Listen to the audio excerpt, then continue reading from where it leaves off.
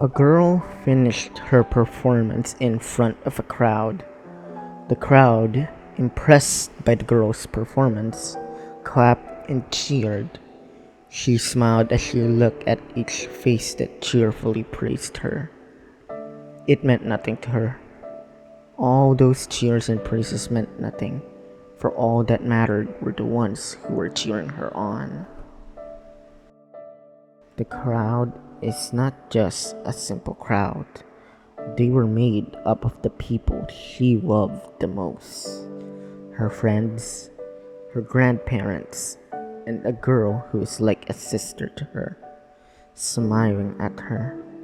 Their proud and admiring faces fueled her to give her best on her upcoming performance. Time passed by, and she returned after performing in a faraway land with a smile towards the open arms of her loved ones. She finished her performance and was ready to drink in the love and warmth her loved ones will shower her in. But that joyous reunion will not last long.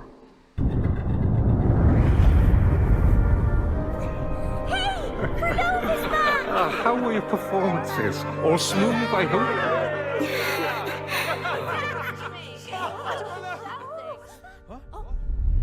Look over there! What's that?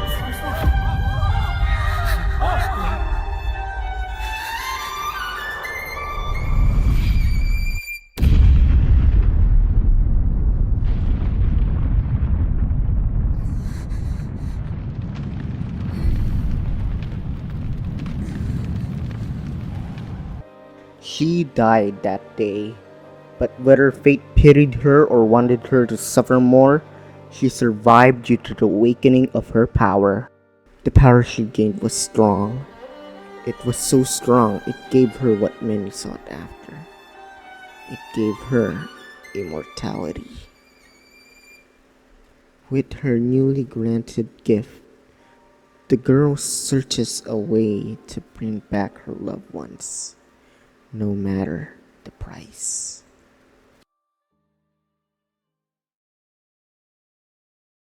Countless years before her story, there was a man. The man was strong, unimaginably, impossibly strong. Whenever a monster rose, no matter the odds, he came, he fought, he won. And yet, none of it mattered. Every triumph was hollow.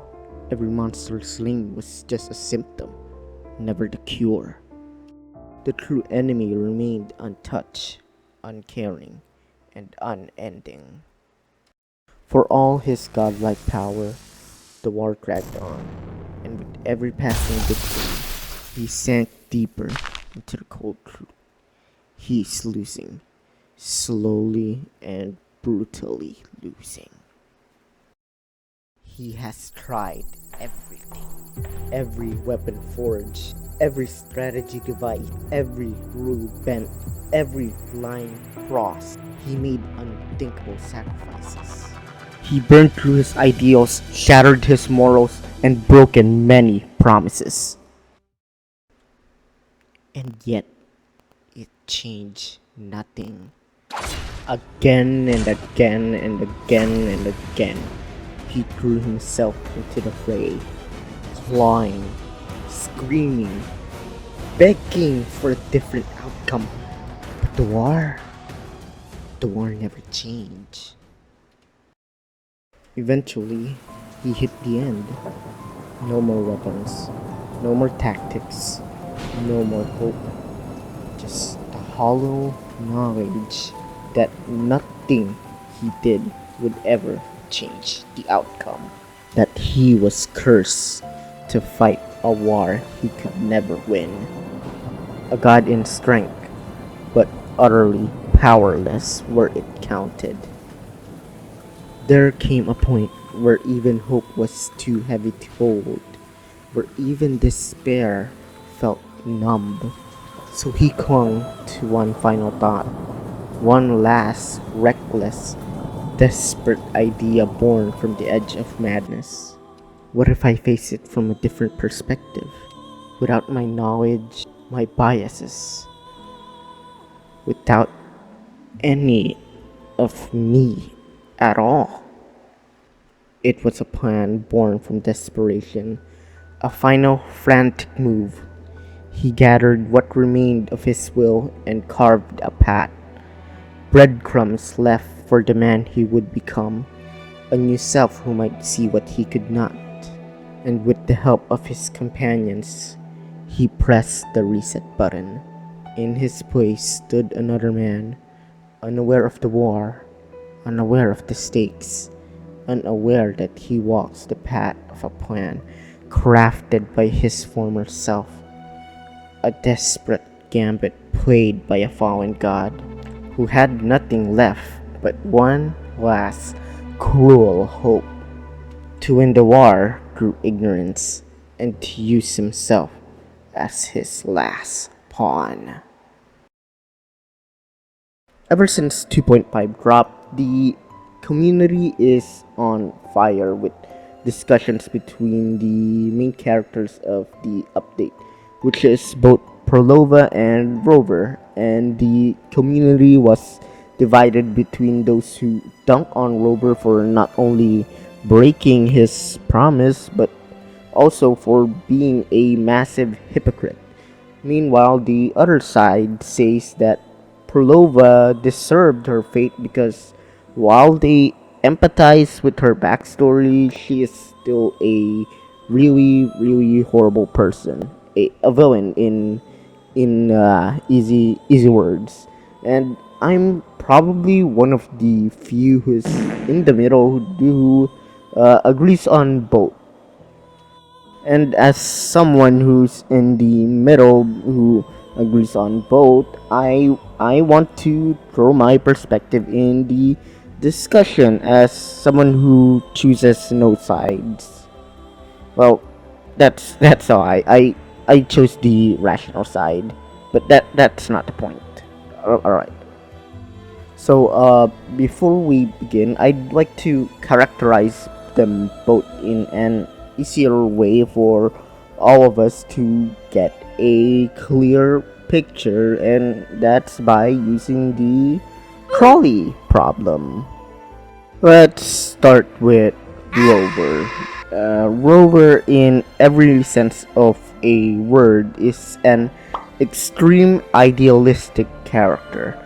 If Rover is forced to choose between the 5 different people and one friend, Rover will try to find a way to save both. Even though it's impossible, Rover will look for possibilities in order to save all the lives in the problem, for that's how Rover is as a character. Phrolova is very simple. She will always, without a doubt, choose the friend and always the friend, not caring about the 5 different people who had their own lives and people who would have been hurt and saddened by their death. During the quest, we learned that Phrolova has been killing people and absorbing their frequencies so that the loss beyond is sustained. Phrolova does this not because this is the only way. She does this because she thinks she can and will find a way to bring back her village no matter what. She doesn't care what people say. She doesn't care what the price must be paid. Over time, we learn, after countless of failures, betrayals, and rejections, she eventually stopped relying on other people. During the quest, she reveals that she knows that the Fraxidus is using her. She is willingly being used because she uses the resources in order to reach her goal. Phrolova is a textbook case of a villain forged not from evil or anything bad. It's just she's a villain born from desperation and just systematic unfairness. Phrolova once tried to seek help and understanding. She waited for far too long, and when no one came, she embraced the cruelty of the world. She stopped waiting for a hero, choosing instead to become a villain, quote unquote, if that's what it takes to bring them back. With a hope of getting to live again, the frequencies of the villagers patiently wait for the day where Phrolova eventually succeeds in her plan. And because Phrolova loves them so much, she doesn't tell them how much it burdens her or even hurts her to keep their frequencies intact. So she pushes on through the pain and continues to look for a solution to bring them back no matter the cost. Even if millions or even billions of lives are used, Phrolova is willing to sacrifice anything in order to bring back the villagers out of her love for them.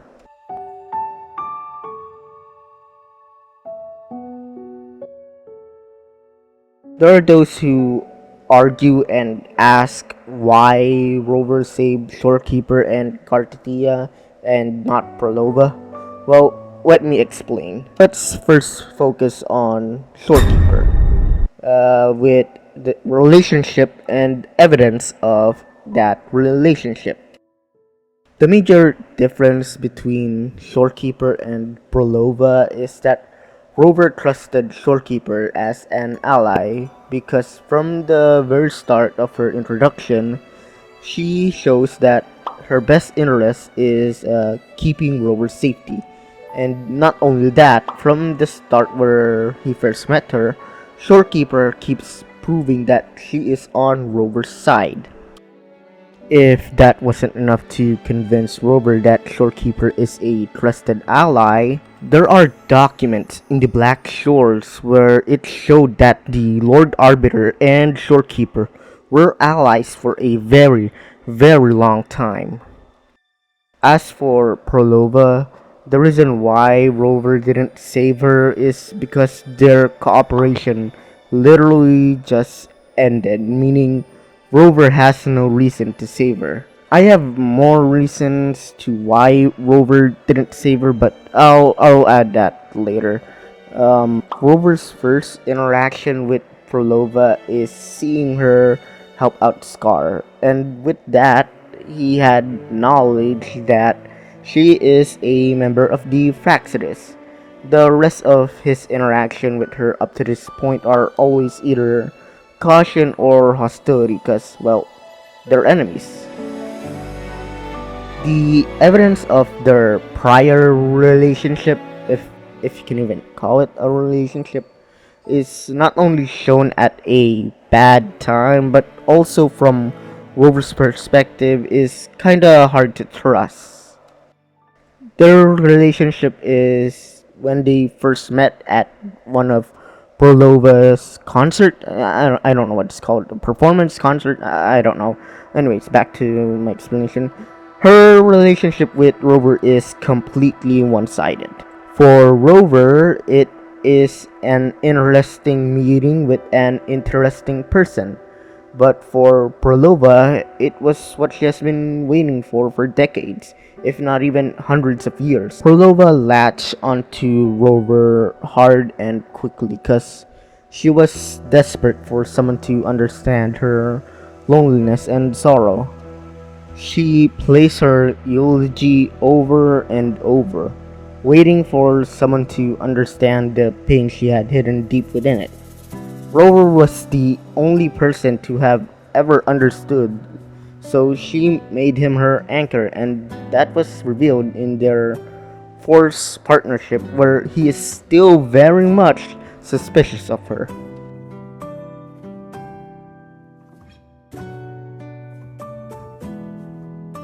But Rover saved Cartia. He barely knew her. He just met her at the end of the carnival and only spent a few days with each other. Why would he care more about her than Phrolova? Alright, buddy. Before I begin, I wanna ask this as nicely as possible, and there's no shame in admitting it. Did you hit the skip button too much? Did you? Cause Buddy, Rover didn't save Cartitia. It was Imperator. Cartitia gave her frequencies to Rover. Rover using her frequencies killed Fleur-de-Lis, and that was it. That should be the end. That's what all he can do. Rover killed Fleur-de-Lis, which in turn killed Cartitia, because we all know Fleur-de-Lis and Cartitia are one and the same, and well, that was it. Cartitia was dead. There was nothing Rover alone can do to bring her back. The thing that changed was when Imperator revealed itself and showed that Rover still had some of Cartitia's frequency in his tacit mark, which when we put this in an analogy where we can easily understand. Rover had the ingredients to revive her, but he didn't have the recipe. And what good are the ingredients if you don't know how to use them? Imperator, on the other hand, had the recipe. So Imperator just yoinked some of Rover's ingredients. So yeah, Rover helped her, but he wasn't the one who truly revived her. It was a joint effort, and without Imperator, it wouldn't be possible. So no, saying Rover saved Cartitia is wrong. Saying Rover and Imperator revived Cartitia together is the right way to explain it. I hear some arguments to that, saying that Imperator only saved Cartitia because Rover wants to save her, and Imperator, being in all essence still Rover's servant or follower, obeyed Rover's order. I I feel like that's not correct, because in my view it was still a joint effort, because Imperator itself also wanted to revive Cartitia. Because remember, in that moment where both Cartitia and Imperator are only talking alone to each other, Imperator told Cartitia that it felt like it owed a great debt towards her after causing so much pain in her life. So again, it's just not Rover. It was a combined effort of Imperator and Rover that saved Cartitia. And that's giving Rover credit. In my opinion, it was Imperator alone who saved her entirely. Because like I said, what use are ingredients if you don't know how to use them in a recipe? Also, we can kinda consider reviving Cartitia as a dying wish for Imperator. Because remember, Imperator was already dying there and there was no saving it. Rover had Cartitia's frequency, and as a conduit, Imperator can not only repay its debt towards Cartitia, but it was also placing a strong line of offense and defense for Rinucira. Again, before y'all can yell that Rover ordered Imperator to save her, look back on the conversation between Imperator and Cartitia. It was just both of them. There was no influence on Rover's part. It was only Imperator and Cartitia. How during that conversation, Imperator literally declared her as the Blessed Maiden personally, no longer making her the false Blessed Maiden. So yeah, if you still think that it was all Rover who revived her, I don't know what to say, man. It's clearly Imperator by all counts. I don't consider Rover reviving Cartitia. Anyways, I got off topic. Let's go back to Phrolova. In reality, Phrolova is a deeply selfish person. Everything she has done was done in service to no one but herself. When Rover said the line where she, you know what? Let's just play the clip. You never understood the true value of human life. And he's right. She doesn't understand the value of human life. She's trying to bring back her village, not to save them from death, but it's because she can't live without them. She kills and sacrifices thousands in order to further her research. And not only that, Phrolova also narrowed the value of human life for her to only those she cares about. What about the people who she sacrificed? What about them? What about their lives? Are their lives lesser compared to the villagers? No, of course not. I don't need to tell you. All you can't just sacrifice one wife for another. But that's going to ethics. And well, we're not here to discuss ethics, are we? We're just here to I'm just here to yap about the two main characters. Anyways, back on topic. If you go to the Beyond during day and go to the pier over there and talk to the only NPC interactable there in the pier, he'll tell you that all of the villagers want to live and are full support of Phrolova's plan. No surprises there. But the thing is, he only mentions the research she's making, which means Phrolova hasn't told him that she has genocided thousands, if not millions of people in order to advance her research. Something I don't think a single one of her people she's trying to bring back would want her to do. She isn't thinking of what the people she's trying to bring back from dead would want. She's only thinking about what she wants, and she is willing to do whatever it takes to get what she wants. More examples of Phrolova's selfishness are her trying to justify her inhumane actions. She is willing to kill thousands, millions, or even billions to revive her loved ones. I already discussed that.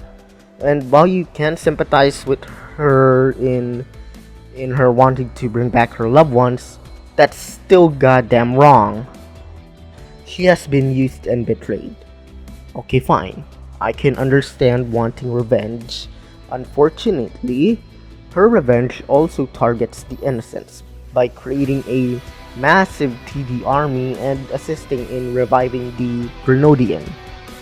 And finally, as I mentioned before, she immediately placed her trust on a stranger and blamed that stranger in general when they didn't keep their promise. Oh, but Rover promised her that he'll be there for her, and he didn't. Oh, he's a scumbag for not keeping his promise. Yeah, Rover did promise her, but it's not current Rover. Rover is an amnesiac, and are you really going to blame and punish an amnesiac for forgetting what they promised? If so, there is something wrong with your capability of thinking. Oh, but Phrolova's past was revealed to Rover. Rover should have trusted her. Yeah, it was revealed, and us as the players of the game can tell it's the truth. But place yourself in Rover's shoes.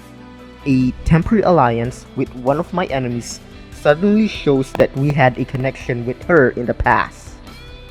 Wouldn't you find that suspicious? This is the part where I meant that revealing their past connection to each other was a bad timing on Phrolova's part, cause if she revealed this to Rover before she and Rover were forced in this temporary alliance, Rover might have believed her. Hell, Rover even said it himself. It could have been an illusion she created on purpose, not something that really happened. With a gem at stake, this could be her attempt to throw me off. We know that Phrolova isn't trying to trick Rover here. She's literally showing Rover her past. But Rover doesn't know that. We players are omniscient. We know that this isn't a trick. But like I said, we are omniscient. Rover isn't. Of course, Rover will be cautious when a literal terrorist conveniently says you and her have a connection in the past when she needs something from you now. I know I've already brushed some parts of this throughout the video, and I want to make an entire section out of this, because I feel like some of y'all need to understand it's fucking stupid to blame an amnesiac person for not being able to keep their promises. Here are some examples of powerful amnesiacs like Rover are handled amazingly. First off is the doctor from Arknights. Before their amnesia, the doctor was a ruthless commander. They were willing to ensue morally questionable and sometimes outright atrocious orders in order to secure victory. The doctor was respected, loved, hated, and feared in equal measures. In pursuit of their goal, they committed countless acts that left deep impacts on many lives. Acts they themselves no longer remember, but the consequences of those actions still affect the present timeline, which means it also affects the people who are still, well, alive. One of the people who are affected by the pre-amnesia doctor's actions is the operator W. W despises the doctor because of a decision they made in the past. That decision that the doctor made led to a death of someone she deeply cared for. When she meets the amnesiac doctor, she was skeptical in how to deal with him. But over time, she realized that the person standing before her is not the same as the one she knew before, because they were just so different. Different in manner, different in morals, and different in everything except the name. So, does that mean her hatred for the doctor has faded? No, absolutely not. She still hates the doctor. However, her attitude has begun to shift. She recognizes that the post-amnesia doctor is not the same as the cold tactician that she met before. She keeps a close eye on the doctor, preparing for the day their memories might resurface. Because if the doctor's memories does resurface, she won't hesitate to kill them. Oh, don't worry. The you here isn't the you I'm looking for. So you're safe. For now. Just for now. Okay, let's say you don't know Arknights and aren't interested in learning it. How about a more broad example? I'm pretty sure a lot of people have either seen or are aware of the show Adventure Time. And I am going to use our beloved and brilliant Simon Petrikov, or aka the Ice King. If you watch the show, you'd have an idea or know of the tragedy that this old man went through. The moment Simon wore the crown, he lost his mind. Ice King is the product of that action that Simon did. Before Simon fully succumbed to the crown's influence, remember he once took care of Marceline and treated her like his own daughter. And when the crown has fully taken control of Simon, and the byproduct of that full control is Ice King, would you blame the Ice King for not remembering Marceline? No, that's stupid. He's incapable of remembering her because it's just not possible. You don't blame Ice King for forgetting the daughter that Simon loved so much. You blame the curse for ruining the great man. So, let's return to Rover. What are you really angry at? That Rover forgot? Or that you, like Phrolova, can't accept that sometimes people change? Not because they want to, but because they are forced to change or they had to change.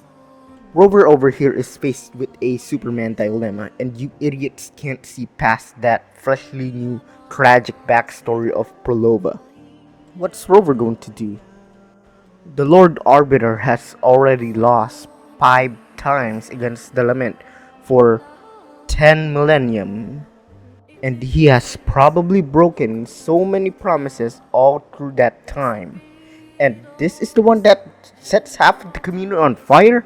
You dumbasses! It's either emotional immaturity, willful ignorance, or what is probably the most common. Oh, my wife hurt! Now is that just kill Rover! Kill Rover! Hurt waifu! Kill Rover!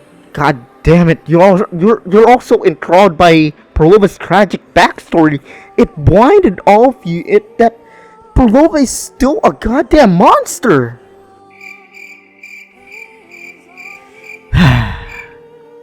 Look, I'm not upset that people can sympathize with Phrolova.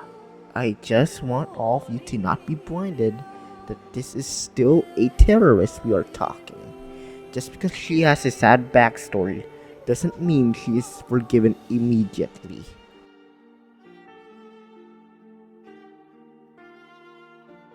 Alright, to make this part of the video more easily understandable, I will call the past Rover as the Lord Arbiter and the current Rover as just plain Rover.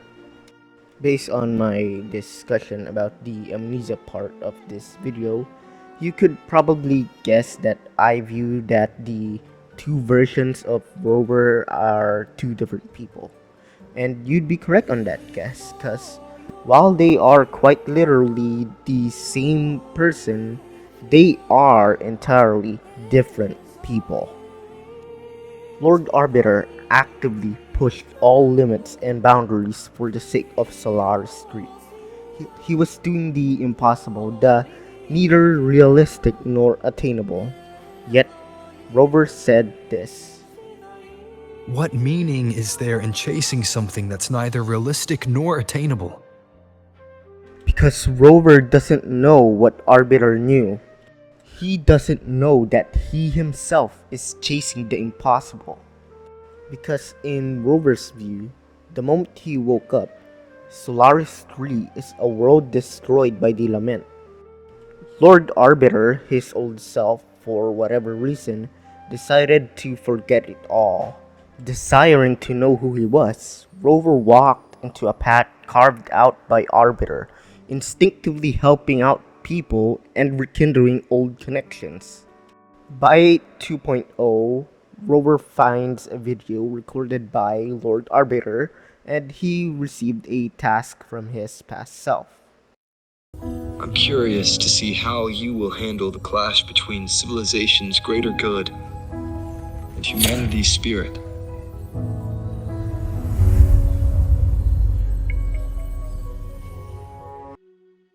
Did you notice what task Lord Arbiter gave Rover? Lord Arbiter does not say anything to Rover about saving the world nor stopping the lament. Lord Arbiter is aware enough that something can only be done without prior knowledge of it, and knows deep within his future self that he cannot help but walk a path he has already walked in. But instead of his biases and all of his prior knowledge, he'll have a different perspective which he is hoping will give a different outcome. As I said in the intro I made for this video, Rover is a pawn of his own plan.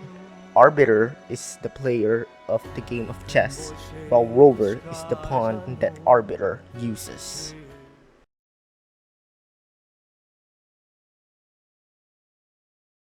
The confrontation scene and dialogue becomes more stunning and sobering the more I revisit it.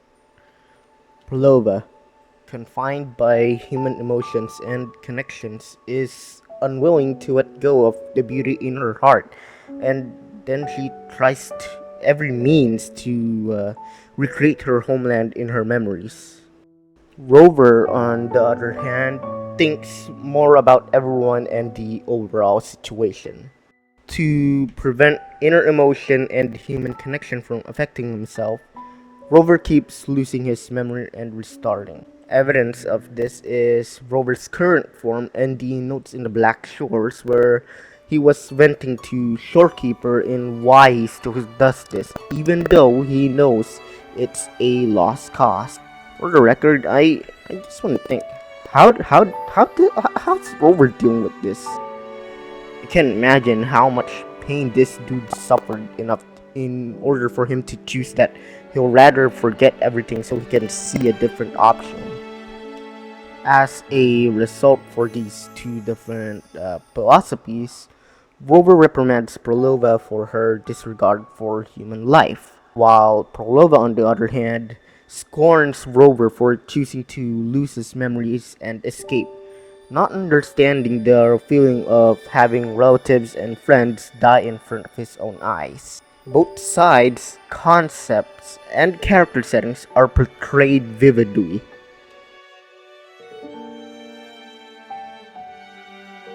Rover's hypocrisy is something I keep hearing, and I've seen some argue that Rover wasn't being hypocritical, and I just want to say, dude, Rover was extremely fucking hypocritical here. There is no defense for Rover here. He is being hypocritical, and that is a fact. And if I think about it, he's also judging himself, or to be more specific, he is judging Lord Arbiter. Anything that Rover has said to Phrolova during that scene can also be applied to Lord Arbiter. Says the one who hasn't witnessed the years, the failures, the countless attempts I've made. What gives you the audacity to pass such judgment? You've already tried everything. Can't you see? The path you're on only leads here, nowhere beyond. Rover is one to talk when he has already tried countless attempts at stopping the lament, only to fail and still persist on trying to prevent it. It was said that Lord Arbiter has exhausted all options in order to stop the lament from happening.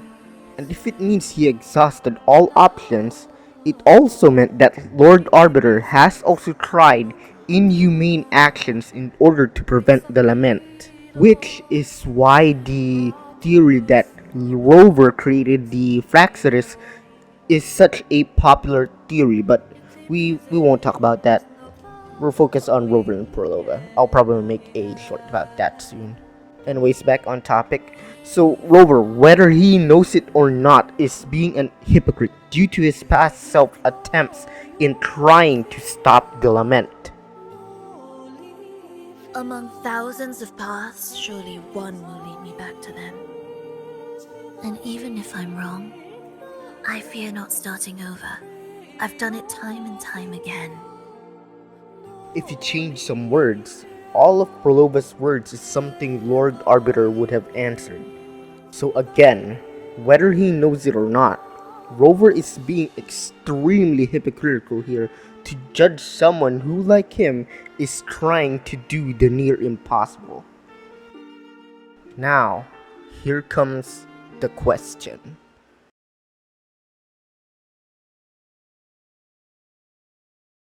The answer for this question is complicated.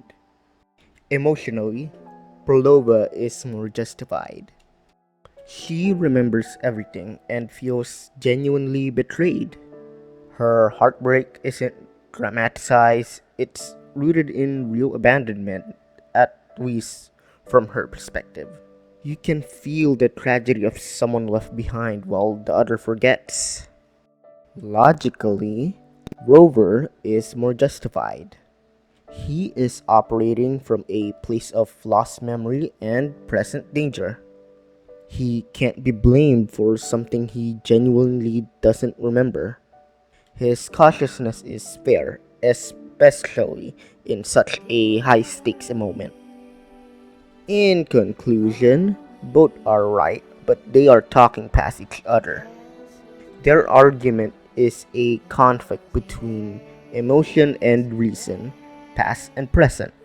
Neither are wrong, they're just tragically misaligned. Phrolova is hurt by history, and Rover is reacting to the present. If the game were to lean towards tragedy, then Phrolova is the emotional victim here. If it leans towards rationality, Rover's choices are safer and justified. While Phrolova does resent Rover for breaking the promise, she's aware enough that the current Rover cannot be held fully accountable by Lord Arbiter's mistakes, unlike her simps and some parts of the community who are emotionally immature. However, she still holds deep affection for Rover. You can still love the person who hurt you.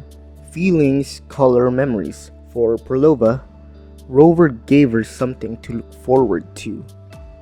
This is the heart of the tragedy.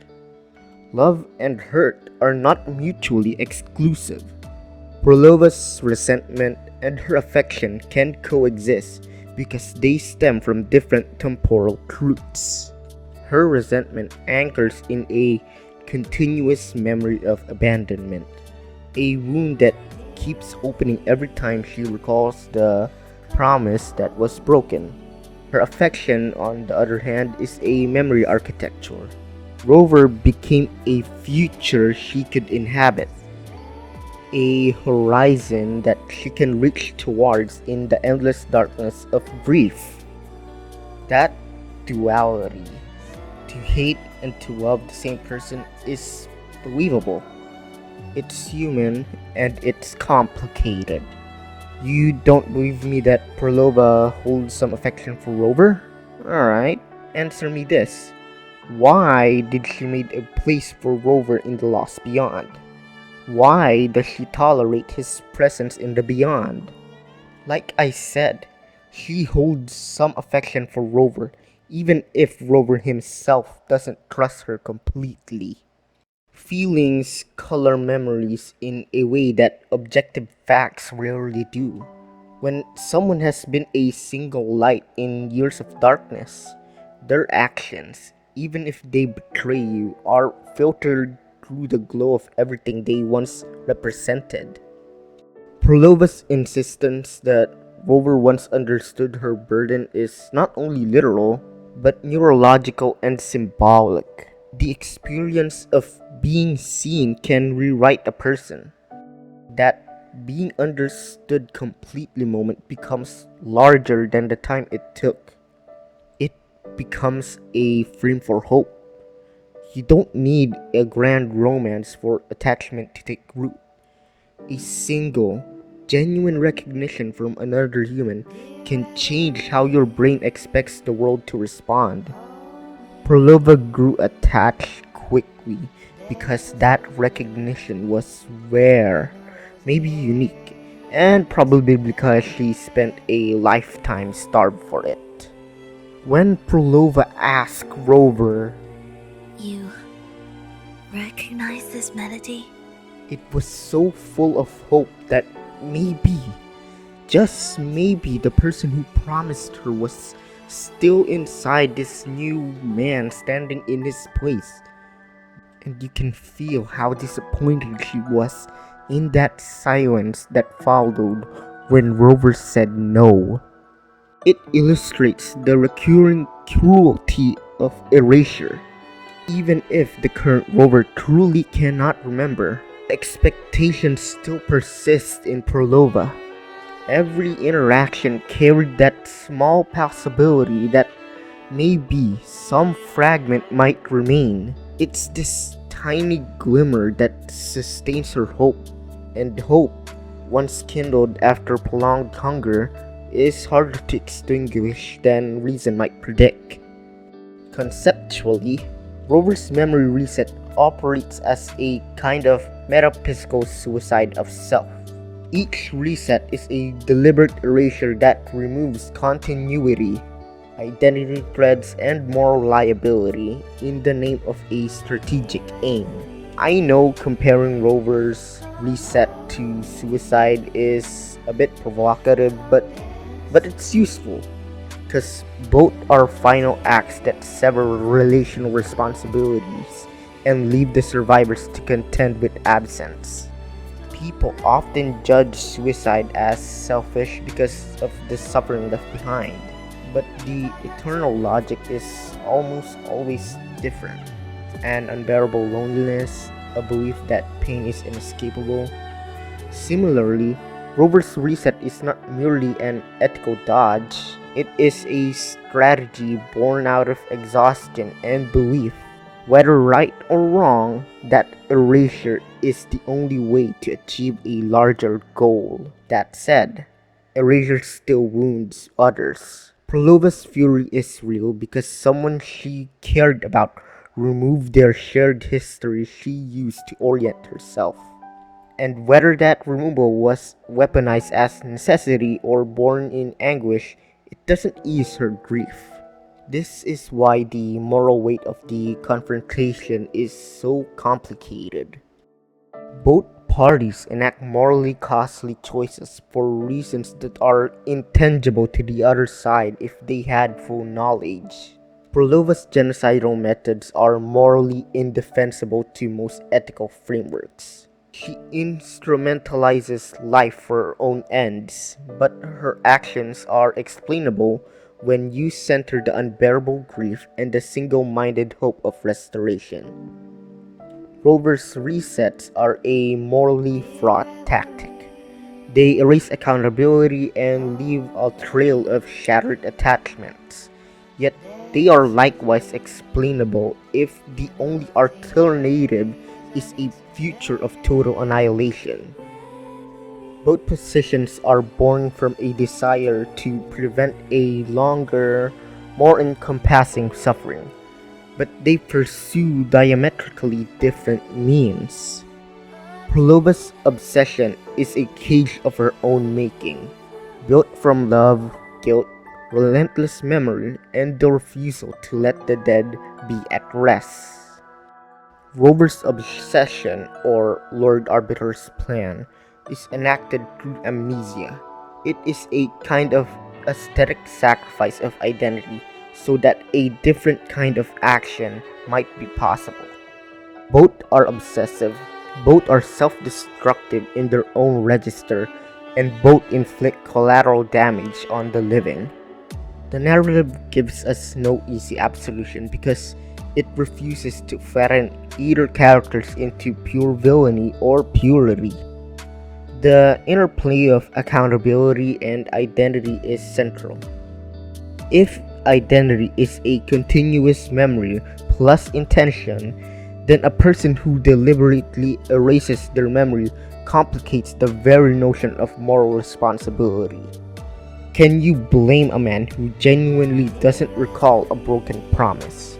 Legally? Perhaps not. Ethically, survivors are still left with that wound. Phrolova understands this distinction. She recognizes that Rover is not fully accountable the way Lord Arbiter might be.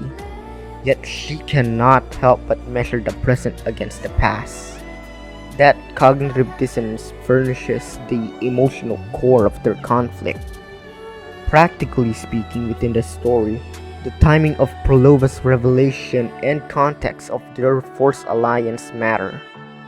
Revealing a shared past during a fragile, suspicious partnership is narrative bad faith. From Rover's point of view, it looks like an opportunistic ploy just to get the gem. From Phrolova's point of view, it is a desperate attempt to reclaim a fragment of the person who once recognized her. Both interpretations are defensible. This is why the scene felt so authentic. It hinges on possible misunderstanding produced by incomplete information and wounded expectations. Both characters are, in a sense, victims of systemic forces. Phrolova is of loss and institutional betrayal. Rover, on the other hand, is of a will that drove him to radical measures. Their personal choices matter. Phrolova's willingness to sacrifice innocence is monstrous. Rover's erasures are a form of abandonment. But the narrative invites us to look beyond the binary morality and towards the structural pain that shaped them. Sympathy for the perpetrator does not equal to exoneration. It means recognizing causality without excusing harm. Finally, there is the human truth that binds all the debate. Us people are wired for connection. That wiring makes Phrolova's attraction believable. The fact that she rested so much hope on Rover doesn't mean she was naive. It means she was just profoundly human. The heartbreak that follows such intense attachments reads as tragedy because it matches real world patterns. When someone finally sees you, it rewires you, and losing that is an injury that reshapes a person's life. So, where does that leave us? The scene remains a masterclass of nuance for me. I will repeat what I said earlier.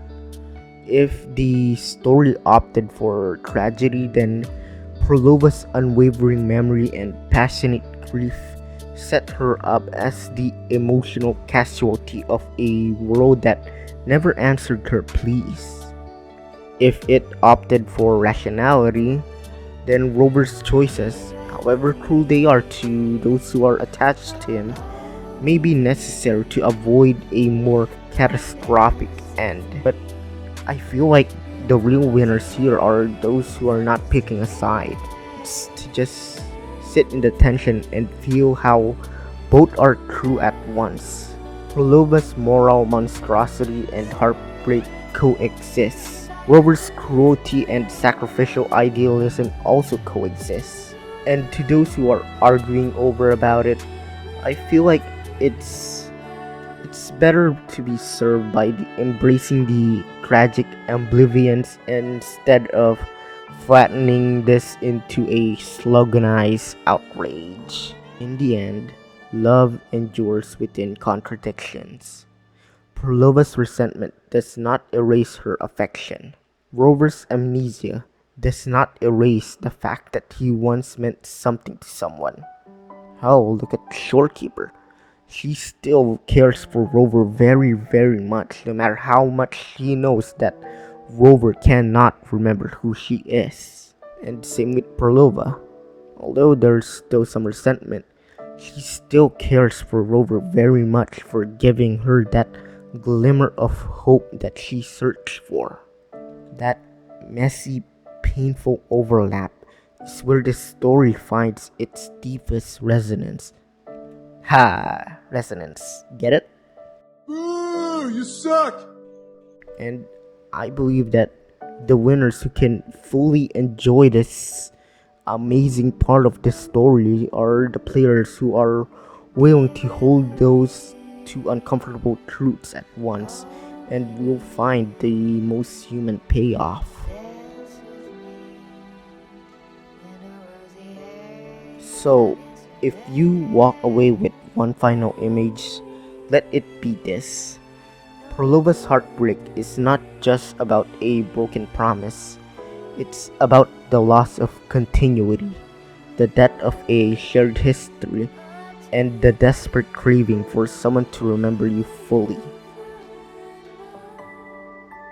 Rover's resets are not simply cowardly or cruelty. They are a brutal experiment in whether an erasure can buy a different future. Both are tragedies of love and duty. Both are human and both deserve our sympathy, sorrow, or even questions. In the end, I think the story is a reminder that people can be right and wrong simultaneously, emotionally justified and morally compromised.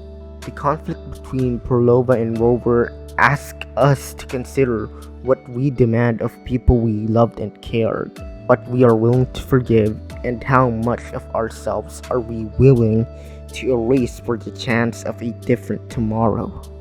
Phrolova is tragic, but not innocent. Her pain is real, but her path is monstrous. She is a warning that love, if twisted by desperation, can become destruction. That hope, if left unanswered for too long, turns into obsession. Rover, on the other hand, stands at a crossroad, trying to understand who he is, where he came from, and what his past self expected of him. And maybe, perhaps, by walking this path, he becomes the idealist his past self hoped to be, by finding that third choice, the one that saves everyone. I'm that dumb dude, and thank you for watching. Think fast, Chuckle Nut!